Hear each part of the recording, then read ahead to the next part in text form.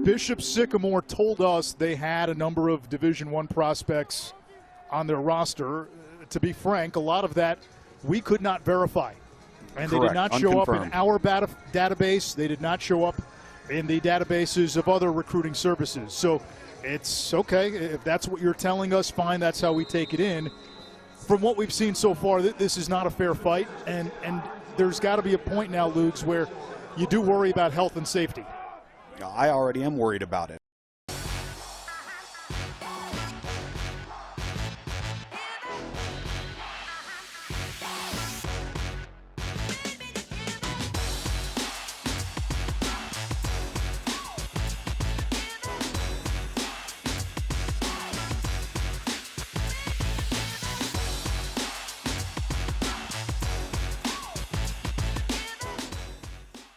Hello and welcome to episode 5959 of the Duo Sports and Stuff podcast. My name is Deonte Epps, joined by my guy, my ace, my best friend, Dane Beasley. Dane, how are you doing, brother?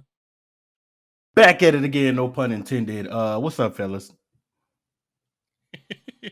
Dane, we are in episode 59, one episode away from 60, man, and we're gonna get into what is probably one of the craziest stories that we have heard in I don't know how long. Probably gonna be a 30 for 30 at some point.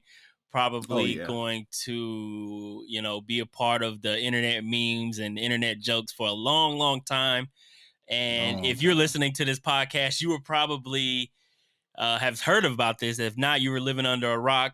I don't even know where to start with this story. Dane and I decided that we were gonna try to go at different angles. Yeah, go ahead, bro. The best place to start is at the end. And by the end, I mean Bishop Moore. I try to mix them together. Bishop Sycamore's head football coach, was recently fired over the weekend after a devastating loss to the IMG Academy out of Florida. Back to you, Deonte.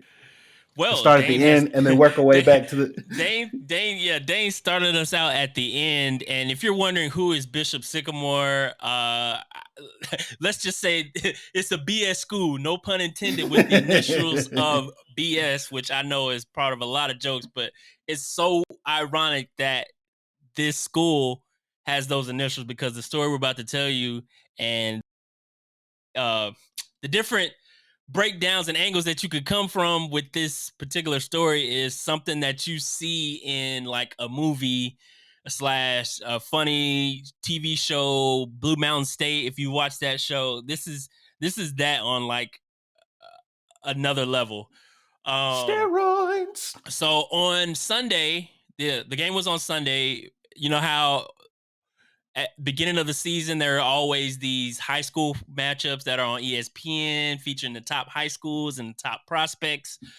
And, we're not a stranger to IMG Academy. A lot of the top prospects leave their regular high school to go to this top academy school where they play the top teams in the nation to garner attention from the schools, prospects, all that kind of thing. So IMG Academy, you're looking on the TV. I know I looked on the screen. I was like, okay, IMG Academy is playing another school. Nothing unusual here. And right. And then you kind of look at the score and what's going on, and you're like, wow, this team Another is victim. this team is really getting stumped by IMG Academy. You're just thinking, man, IMG Academy is running through another school like always, like you said, Dane. And It didn't really catch on until the next day on Monday when questions started coming about the team that IMG Academy played, which we mentioned was Bishop Sycamore. And, there were reports coming out that, the team was not really a high school and full of former JUCO guys past their prime in high school or past, their high school playing days. And you kind of started wondering, like, is this real? Like, are people making this stuff up because they just got beat so bad? And that's when it just gets crazier and crazier, Dane. This particular Twitter page that kind of was a huge thread. You had the big outlets like Complex, you had The Athletic, and I will say, I'll mention a couple of articles and stuff from them, but what really got me up to speed on everything, Dane, was this particular Twitter account called Urinating Tree, at Urinating Tree, which I really don't know. They have 72,000 followers, but I'm guessing it's like a really one of funny sports blog outlets. But they have a huge thread on kind of what, like, if you want to find out what is going on in like a short time span, go to this Twitter account. This is for my literature my literature unenthused folks. This is your Spark Notes for sports media. You go to that Twitter account and you can get the rundown of the entire shenanigan, or you can get the audio version and listen to this podcast. Right. Deonte, there was a number of times over the weekend that I was tuned in and tapped into high school football clips. One, shameless plug, my cousin plays for Harker Heights High School. DB got an interception. He got a pick over the weekend. He got a pick. Shout out Diabry. And I got the dub. Shout out to Diabry Hood, my cousin. And then of course my wife's little brother. He's over at Hightower down there in Fort Bend, and he got a touchdown. USC commit. USC. Yep. So Caleb Douglas, shout out to you. But I was just so excited that high school football has been back for some time in terms of scrimmages and two-a-days and all that stuff. But just getting to see some actual gameplay and some clips was great. And then, of course, got to watch our local team that we support here, Duncanville, play against a team from California, which will go nameless. As you can guess it, we lost. Matter day. We lost pretty bad, but that's okay. And then like many other people, we're very familiar with the IMG Academy. We one of the guys that qualified for the Olympic qualifiers, qualified for the U.S. trials to get to the Olympic qualifiers. He was in the 100 and 200. He goes to the IMG Academy, 17 years old. So as you can guess it, the IMG Academy is like a pipeline for professional athletes, essentially. But IMG Academy, there's a name associated with it. There is a level of excellence that's associated with it. So anytime you see IMG Academy, you're going to watch a pretty good game, if not a blowout. So I just thought it was, a regular matchup. I seen, the score was like 30-something to 0. And I was okay, IMG Academy still IMG Academy. And then that's when all hell broke loose.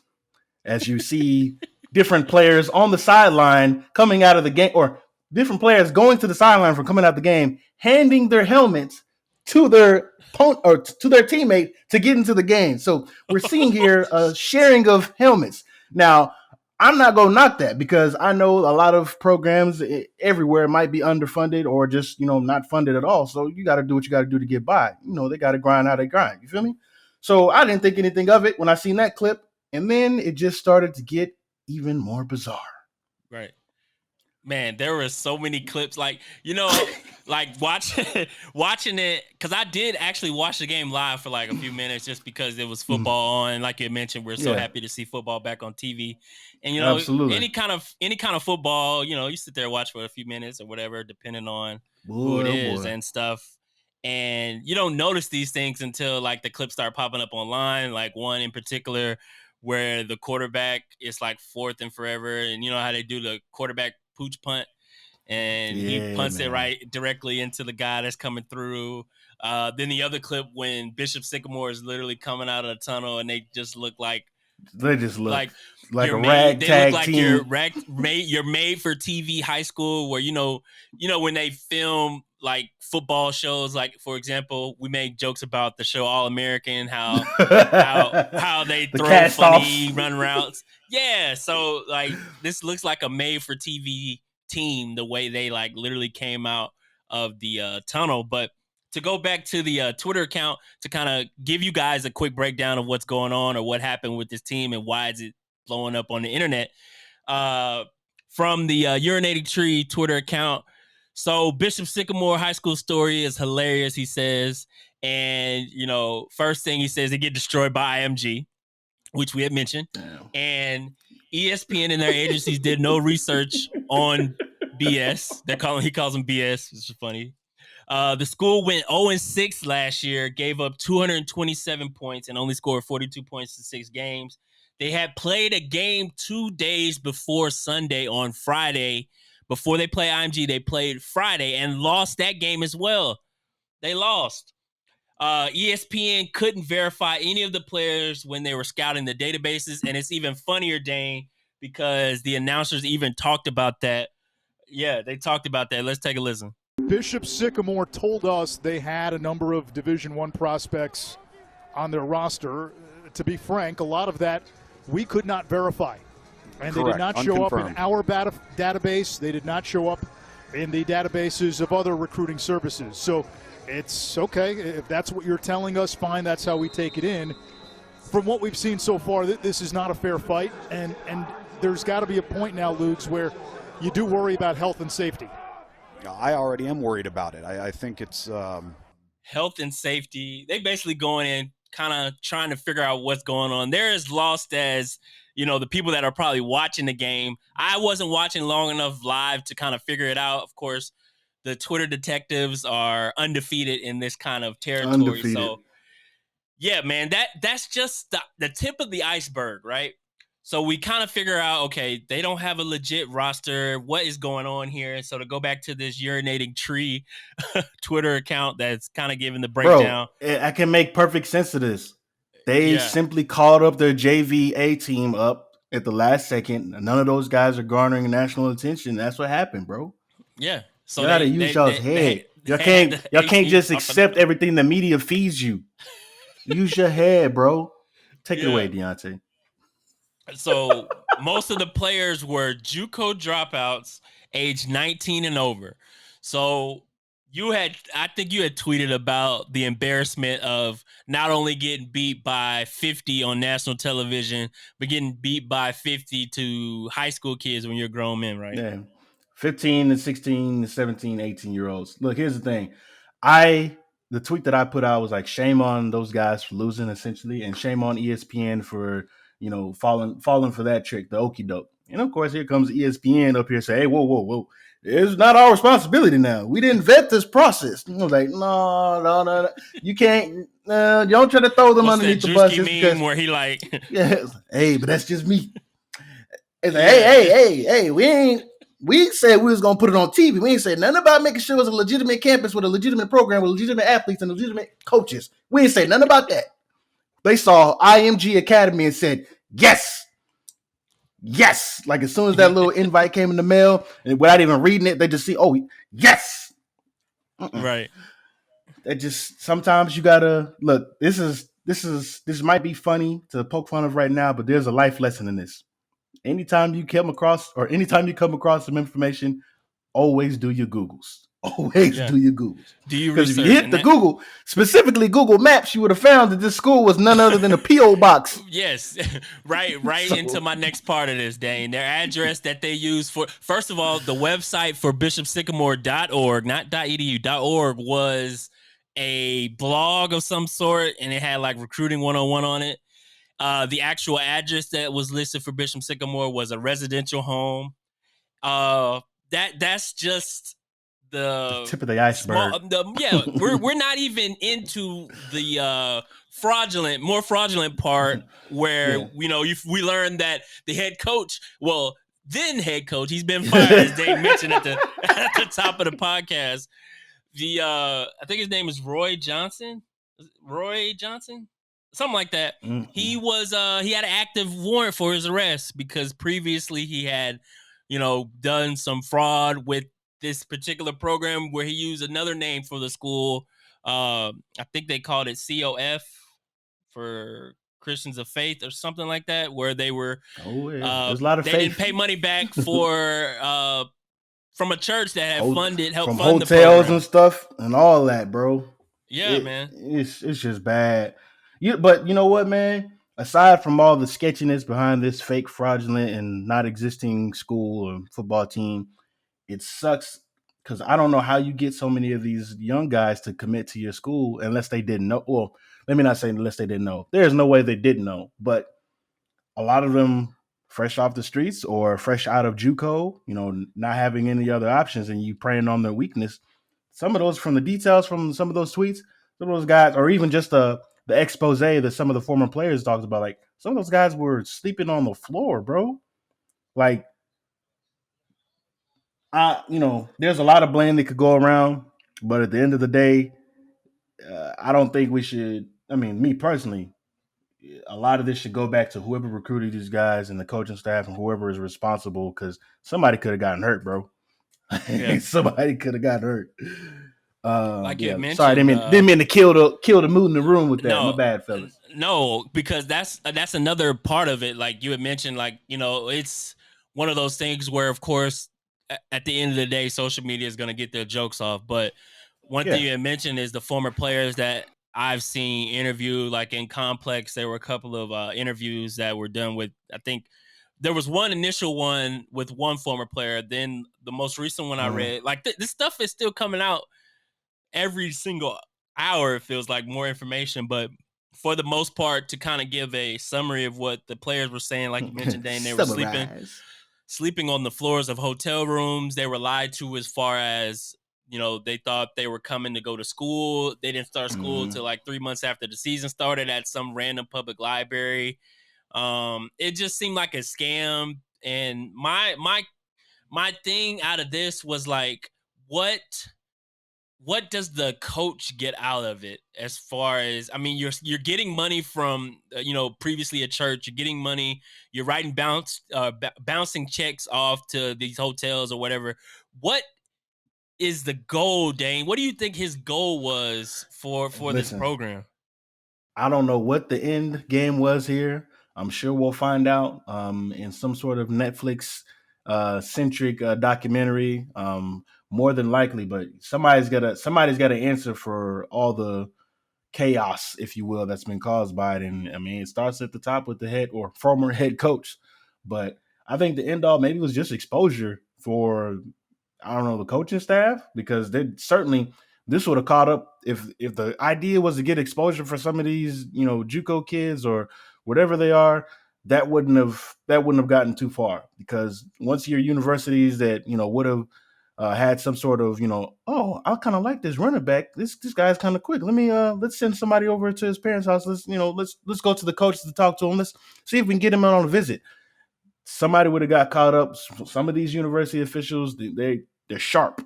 These are some of these same guys are solely responsible for going into some of these small known towns and finding the best of talent. So they can turn over, a few stones, if you will, but I don't think it would have, the idea, at least for me, my perspective, I don't think this was for exposure of the kids. So I think if any of these coaches come out in interviews and say that's a damn lie, in my opinion. But that's just me. Hey, that's just me.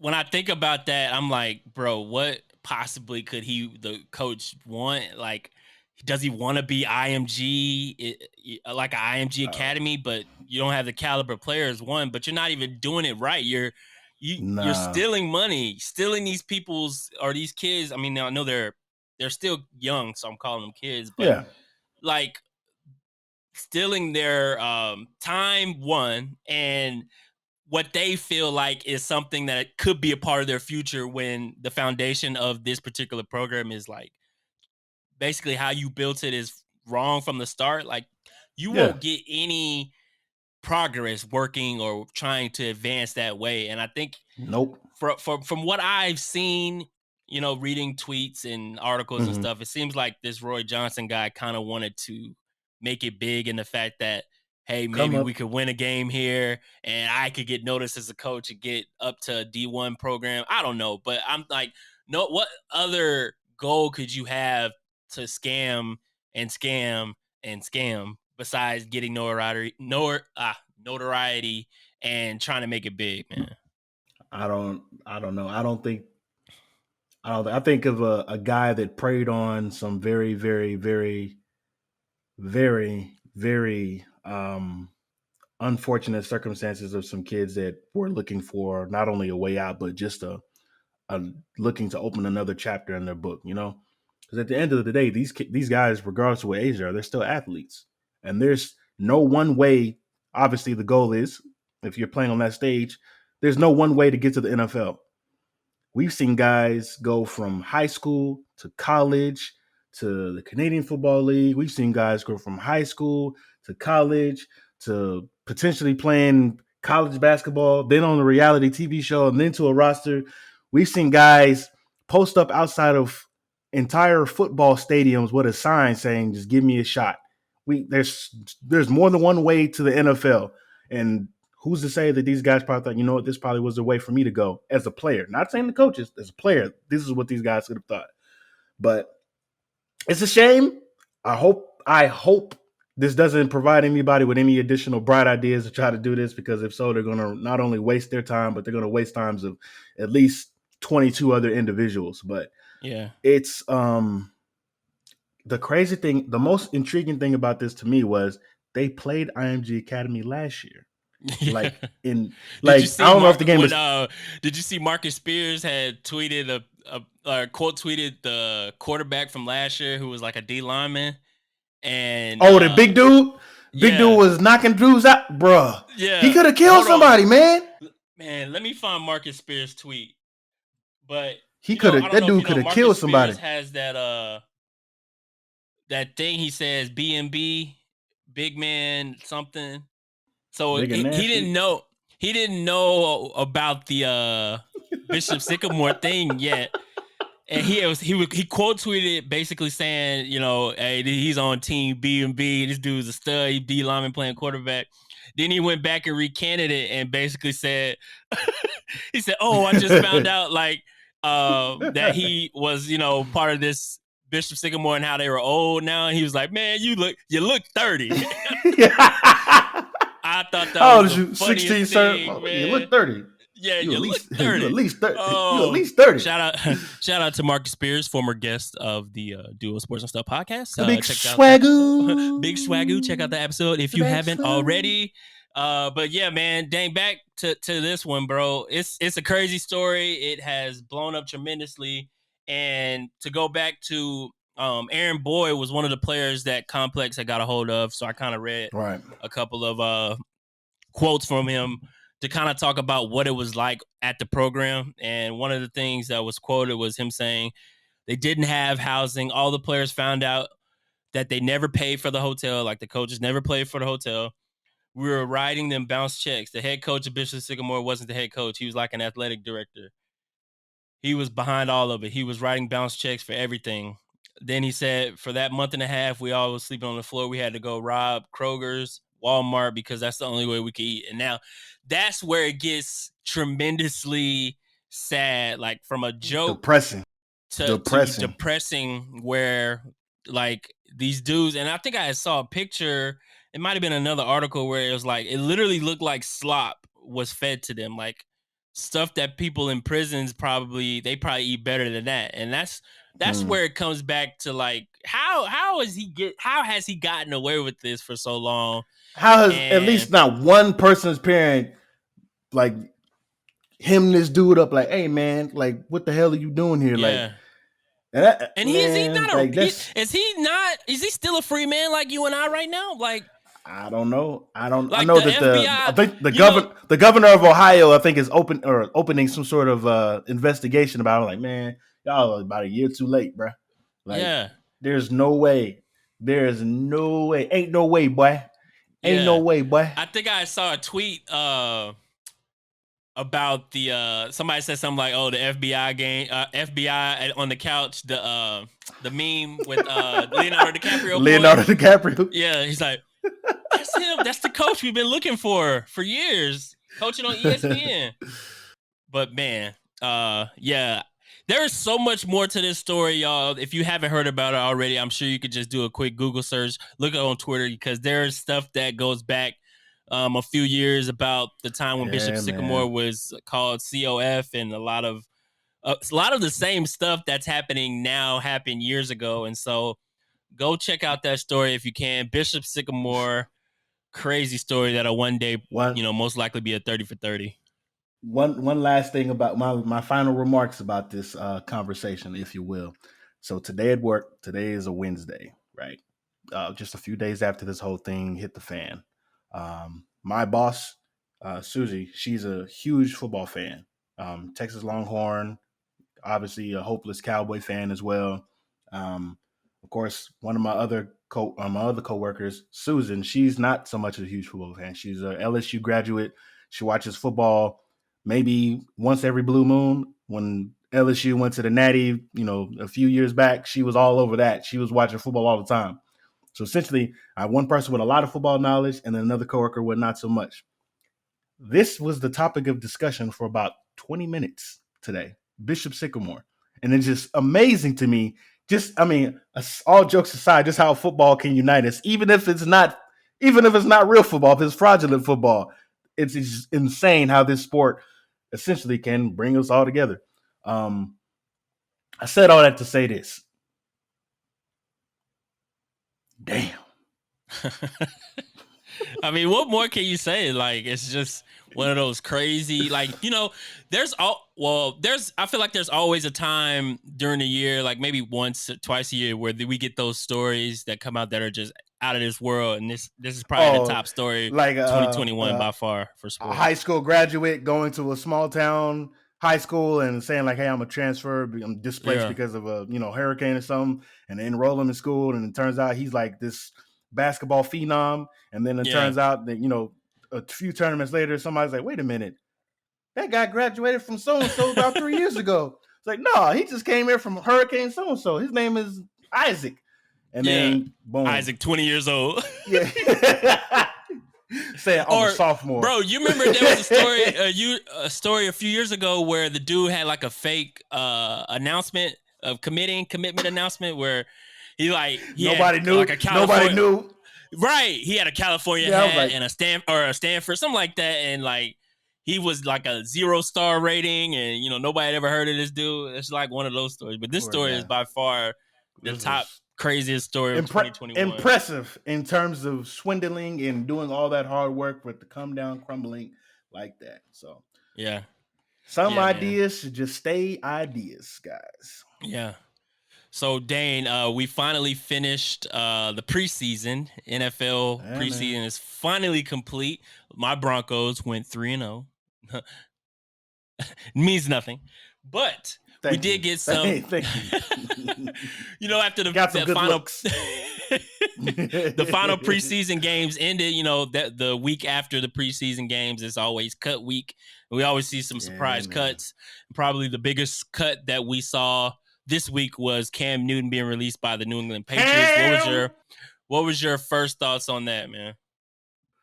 First, I thought it was because you sent me the text that from Adam? Was it from Adam, my boy Adam? Yeah. You sent me the text that oh man, Deonte done got by somebody, one of these troll tweeters with the fake Adam Scheffner, and then got him. I'm pretty good about. I always make sure the verification is there. You know what I'm saying? Yeah, I had to stop doing that because I was taking advantage of that, sending that to people, giving their hopes up. Like if I know somebody that's a certain fan of a team, I send them the fake screenshot, and they're like, "Oh man, this is crazy! I'm so excited!" And I'm like, "All right, bro, I'm so sorry." Like 2 days later, that was just a joke. I don't know if you know it or not. Like I've done that so many times. Anyways, when I said, I was like, "Ain't no way that's real. Ain't no way, boy." But it was real, so I was like, maybe not starting material for the Patriots, but possibly backup material for a certain Cowboys team. So I'm open to the idea. And then I was like, oh, yeah, that ain't going to happen.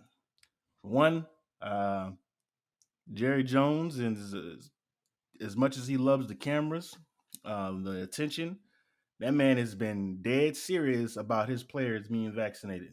Like that fool has been, I did not, in the turn that none of us seen coming. Like that boy was pro-vac, like and obviously, it might just have something to do with the green, the dollar bill.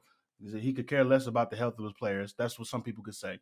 But at the end of the day, you can't say the man isn't doing his part. So my first thought was like, well, Cam's not vaccinated, so he probably that's probably not going to happen because the situation, God forbid, let's say he does sign with the team, and of course, quarterbacks are close knit more than any other position group. They're close knit.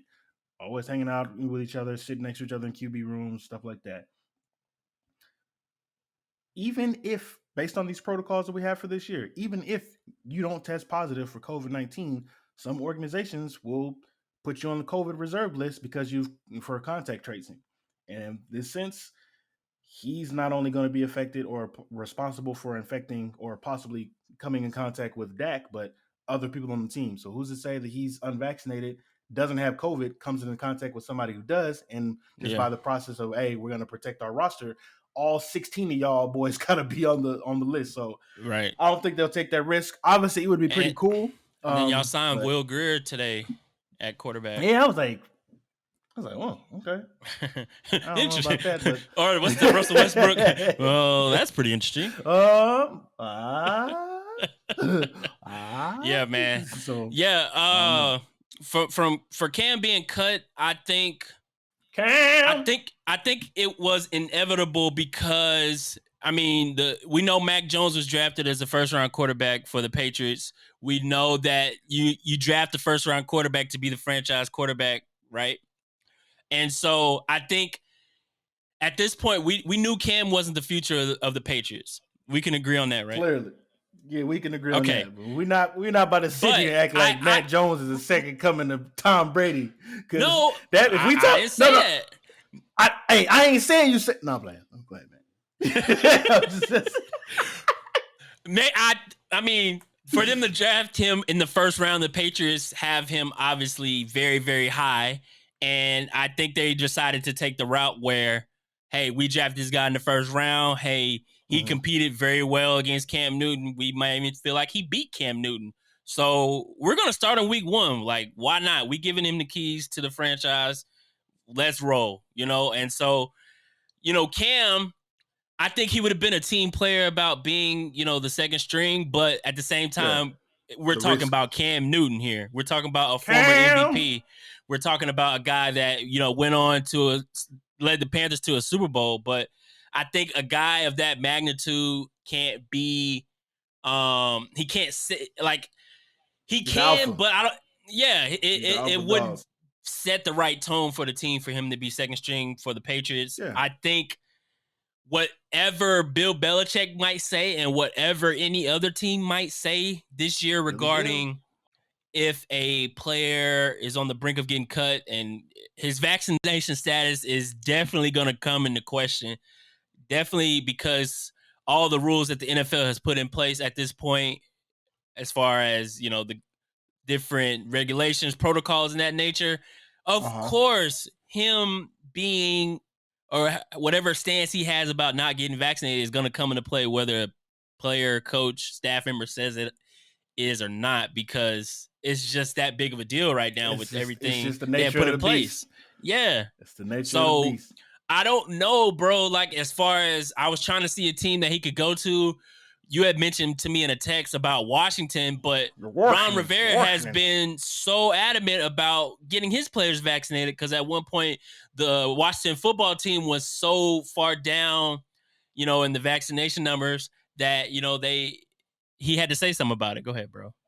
Pick me. You, sir, in the back. Yes, Deonte. Dane Busy from the Duo Sports and Stuff podcast. Can you just answer me one question? Yeah, I think he did. What team did Ron Rivera used to coach for by chance?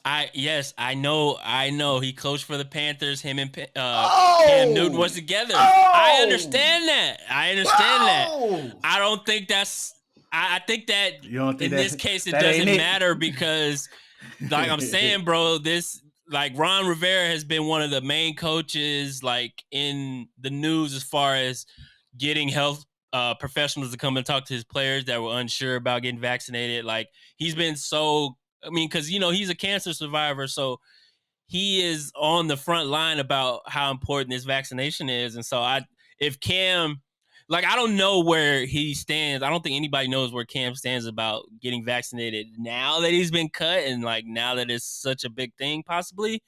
But until I don't know, bro. I just think it's going to be tough for him to land in a spot right now. I just don't see it.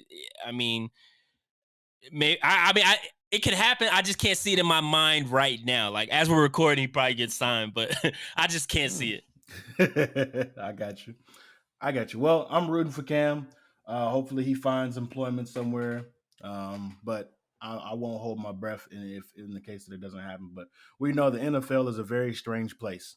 If anybody gets signed, it's probably going to be after, or anybody of that magnitude is going to be signed, it's probably going to be after week 1 or week 2. And it'll probably be for the veteran minimum. So there's always that. But hopefully Cam, Mr. Superman himself, lands on his feet somewhere successfully. Yep. So hopefully so. Back to you, Deonte. Yes, sir. And now it's time for What's that sound? Shout out to Keith.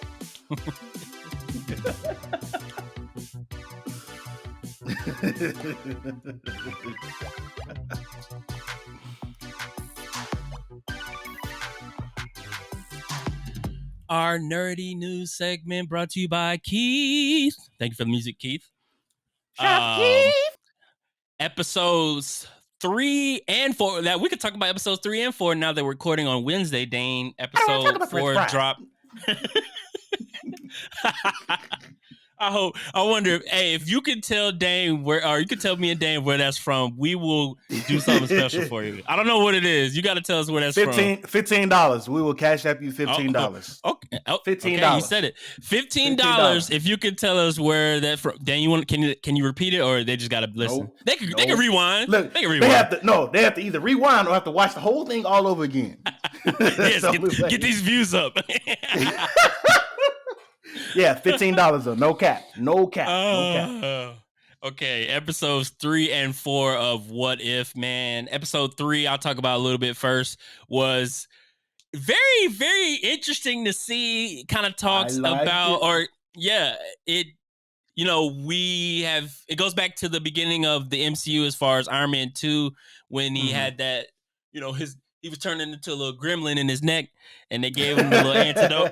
That was just a little heat rash, man. Yeah. Black Widow rash, bro. Getting a little antidote, but in our regular MCU, he was healing him.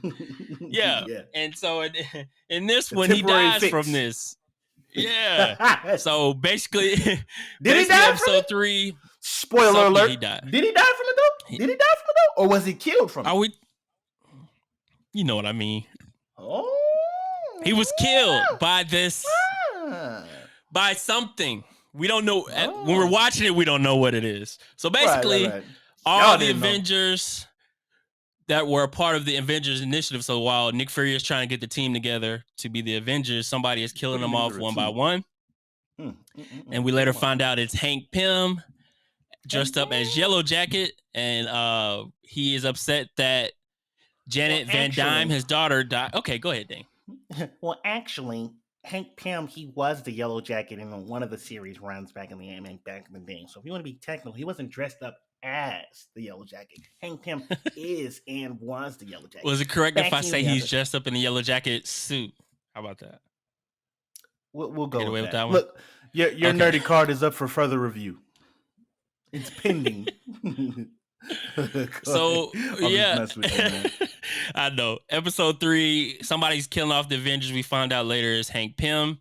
And with the help of Loki, Nick Fury helps defeat Hank Pym. And then we also kind of get a glimpse of what might be future Avengers. At the end, he's kind of trying to figure out who should be the next Avengers. And we've already seen glimpses of Captain Carter in episode 1, T'Challa as Star-Lord in episode 2. So this kind of gives the kind of tease that he might go try to find them. And then episode 4, which just dropped today, was incredible. And I think episode 2, on the strength of T'Challa, really made that my favorite, bro. I'm still gonna give it some time to kind of figure out if I like episode 4 more than 2. But I love episode 4. Gotta let it marinate a little bit. But episode 4 is the Doctor Strange episode where he kind of fights against himself and a whole nother version of himself, because he's trying to go back in time and save Christine, who died in this timeline. And I'll let you talk because I've talked enough about it. What do you think of the episodes? I thought they were dope. The concept, my favorite concept so far has been episode 3 with Nick Fury doing what Nick Fury does best. And that's 1, being resourceful, 2, always having a trick up his sleeve. There was no one, like, we know how smart he is, his intelligence, right? Just with him being, of course, the director of S.H.I.E.L.D. And the way that he moved in the MCU, sort of in the shadows.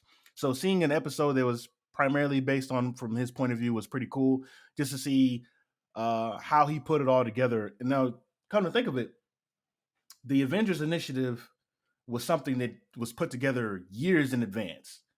So he's seeing his team, the tryouts, if you will, seeing that roster being ripped to shreds in real time.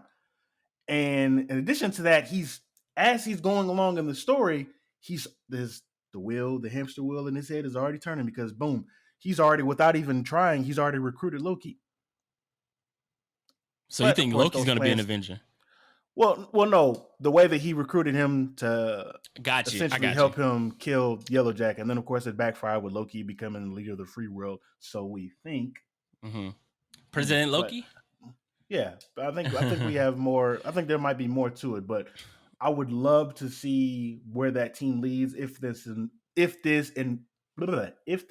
in fact another version of the Avengers Initiative. So I'm excited about that.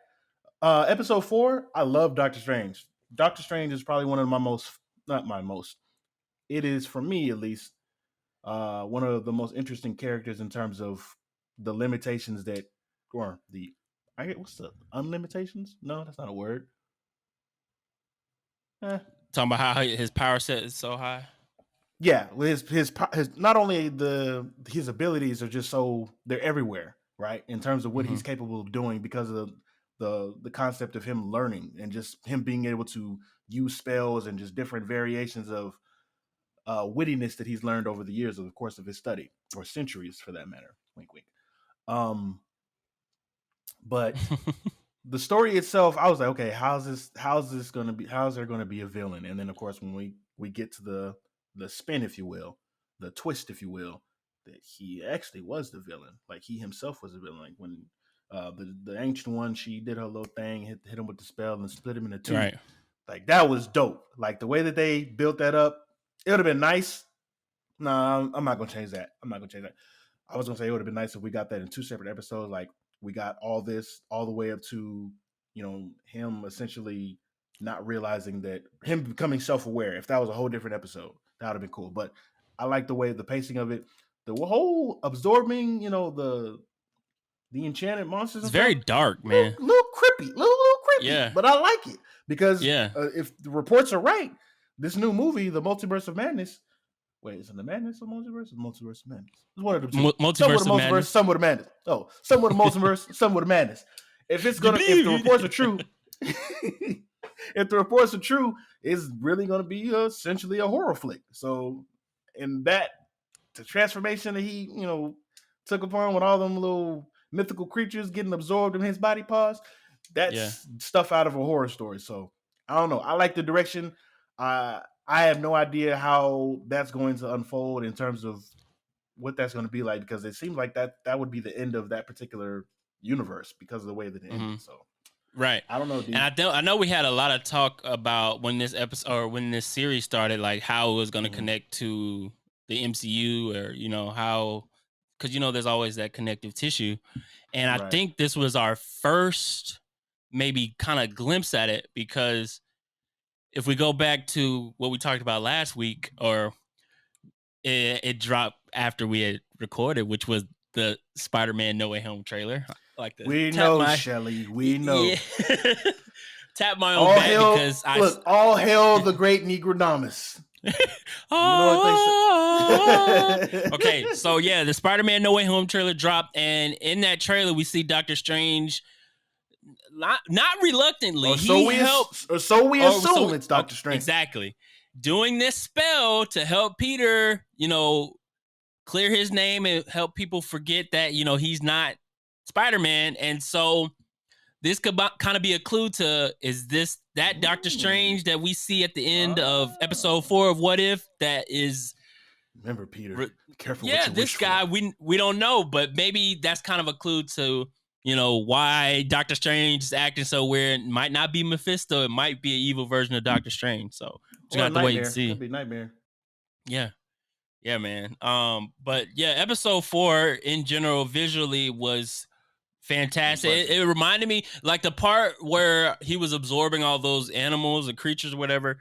It felt like one of those early 90s Disney cartoons that, you know, just had like the different animations and different things that were going on. Like, I guess it just threw me back to like in elementary school when we used to watch videos like for free time, and it would just be like weird animation Disney and stuff. Yeah, it was just full of animation, which was a good thing. Like, it was great to see, and obviously, the twist it takes at the end with Evil Strange beating the regular Strange was kind of different. Definitely wasn't expecting that. And there's still 5 more episodes of this series to go, man. It's interesting, kind of see where they're gonna. Yeah, it's kind of interesting to see or try to figure out where they're gonna go next. I know eventually, well, from the trailer footage, you know how Marvel could be about trailers, but I think we're gonna get some kind of team up with, you know, the characters we've met so far becoming the, you know, this version of the Avengers.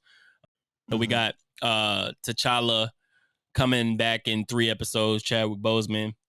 So we know it's going to be interesting to kind of see how they pull it all together and what parts are going to be a part of the MCU as a whole. So, yeah. Couldn't have said it better myself, my friend. Yeah, man. Yeah, bro. Better myself. Yeah.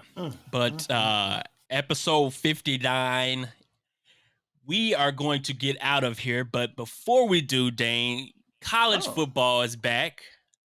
Football is back. September is here. And we're going to give our quick predictions on the Final Four, the playoff that we think is going to happen in college football this year. Do you want to just go 4-4, 1-1? How do you want to do this? I'll go 4. I'll go first, my boy. I got you. Okay, I got you. Shoot. Alabama, Clemson, Oklahoma, and last but certainly not least, the Ohio State. Raise your hand if you're surprised that Dane said Ohio State.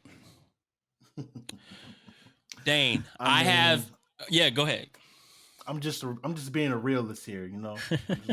I'm living in reality, you know. I'm just putting it out there.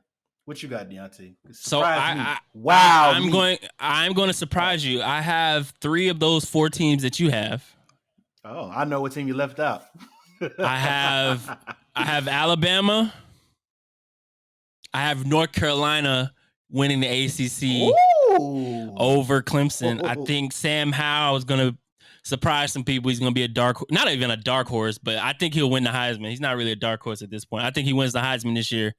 And then I have Oklahoma, Ohio State. So I have Bama, North Carolina, Oklahoma, Ohio State.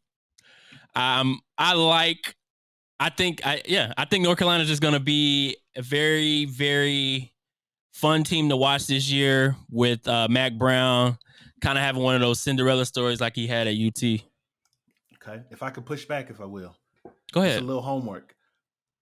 Go ahead and look at that Clemson defensive line. Whenever you get a chance. Okay. If you're a drafting man, if you're looking to build your defense, specifically that defensive line, look at that Clemson front 7, specifically those edge rushers and those interior guys. And you get back to me about how you can get back to me if what you think about UNC winning that conference, because that's scary. And I'm not saying that to shut you down or anything like that, but normally I'm specifically impressed with the edge rushers, the consistency at least the consistency of edge rushers and interior linemen that we have from Alabama. They're like a farm, but it's really hard to not see some of those guys, including a freshman from last year that started a number of games, had like 20 or so tackles from the interior of the defensive line. like 3 or 4 tackles for loss. I'm not gonna say his name. I'm gonna let you look him up, but you're gonna know exactly who he is when you look him up. Look at that Clemson front seven, specifically those rushers on the D line. I would do that. That's all I got to say. As General Homeboy. Oh, let me get a General Homeboy drop. It's been too long. Oh, it's shout out time for General Homeboy.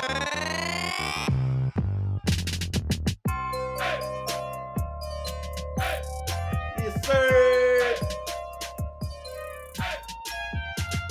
General Homeboy right there for you guys. And we are going to close that out on episode 59 of the Duo Sports and Stuff podcast. 59. Hey, who's a superlative, man? Who's a superlative? Huh? I don't know. Superlative. Who's number 59? I don't know. Who's 59 for the Bears? I don't know any number 59s. Like top players. Anyway, we're a sports podcast. We're a sports podcast. And we're a sports podcast. Episode 59 of the Duo Sports and Stuff podcast. Make sure to give us 5 stars on Apple, a great review. Like this on YouTube as well. Subscribe if you haven't already. And we will be back for episode 60 of the Duo Sports and Stuff podcast. We out.